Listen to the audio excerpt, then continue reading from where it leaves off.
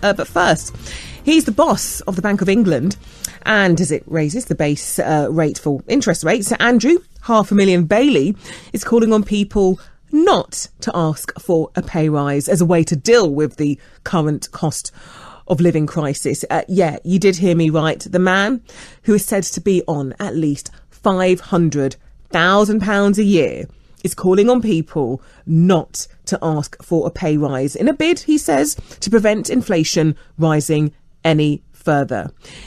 Is this pointing to a man who is completely out of touch? Or, one rule for him, he wouldn't need a pay rise, would he? Why don't you take a pay cut while you're at it if you're so worried about the rising cost of living and the rising rate of inflation?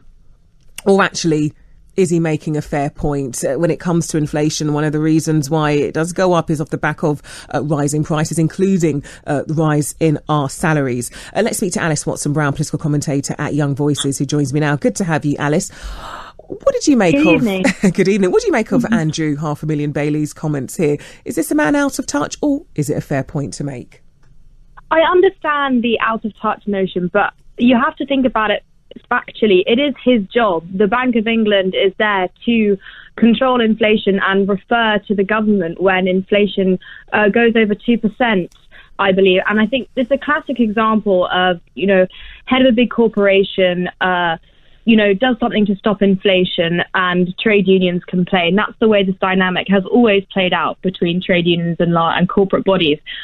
He's taking a tough love approach. You don't need to know much about economics to know that if one sector gets a pay rise, everyone gets a pay rise and no one gets a pay rise. If you increase wages, charges go up and the cost, and it affects everyone. And I think he's taking a tough love approach, and he is leading by example. And I don't think it speaks purely. How's he leading by example? Is he's not asking for a pay rise? Is that what you mean, or in the sense that he's saying, no, I'm not going to sporadically give my workers a pay rise just because they're asking for it. That's not leading by example, though, is it? Leading by example is, look, I'm going to take a huge pay cut to help in the name of the nation, not I'm going to cut the salary of my staff. I do agree with that, but I think it would be rather worrying if the Bank of England took measures which would increase inflation when it is, I think, over 5% at the moment. Yeah, but when I introed this earlier, I was like, have you met people? People right now could really do with some extra money, some extra cash coming in to help them not even get the luxuries of life, to help them live, eat, pay for heating. We were talking about this last weekend, and I had a single mum give me a call and say not only does she have a full-time job in the week at being a single mum to a little boy, she's now taken on a weekend job.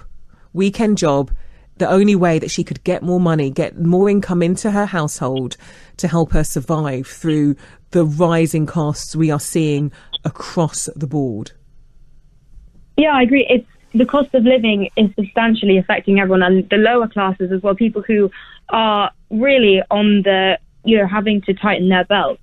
But this is notwithstanding not just inflation due to energy prices, but I think it's the perfect storm that is sort of out of the control of people who are in charge of price regulation. This is to do with a year of lockdown and a stagnated economy. And that part I can't condone. And that part, yes, I think the government should have done everything they could to have ensured that this crisis was not so accentuated. I vehemently disagree with the fact that the economy was shut down for so long, which has affected inflation and the cost of living. However, I think the Bank of England comment was purely regarding the energy crisis. And whilst I agree that people should not be having to struggle, and that this is, reminiscent of the 1970s, which is awful, I think it's important that we don't take comments out of context. Do you think it was right that the Bank of England raised the base interest rate? The second time in 3 months, even though fine, it is still low, historically low, if you like, but still was now the time to increase that. And I'm not saying Andrew Bailey was it was his fault. He was behind that rise. Of course, they had to vote on this, but still, do you think has that helped or not? Well, I suppose there is never a good time. I think it's very clear that the future is not going to be kind for people who are worried about money. You can see that, especially, you know, with the wealth gap being widened since the pandemic.